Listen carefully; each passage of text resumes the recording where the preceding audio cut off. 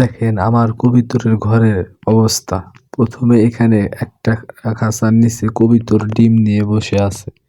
দেখেন পুরো ঘরটাই এলোমেলো হয়ে আছে। এখানে একটা বাচ্চা আছে, লক্কার বেবি একটা আছে। এখানে দেখেন উপরে সাদা রেসার কবিতর আমার, এখানে মুখী রেসার,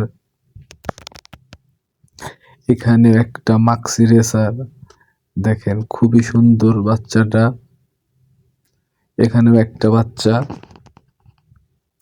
এখানে দুইটা কবুতরের বাচ্চা আছে, খুবই সুন্দর কিউট।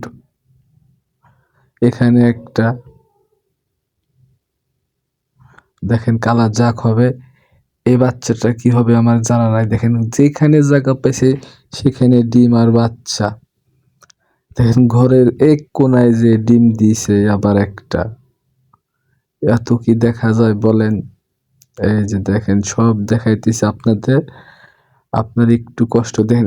নতুন একটা খাঁচা, এখানে খাঁচাটা ঠিক করব কিন্তু এখানে ডিম দিয়ে দিছে কবিতর, খুবই মুশকিল। দেখেন বাচ্চা নিয়ে আছে এখানেও একটা, আমার একটা ছোট ছাদ। এখানে সারি সারি করে গাছ লাগা আছে এক পাশে।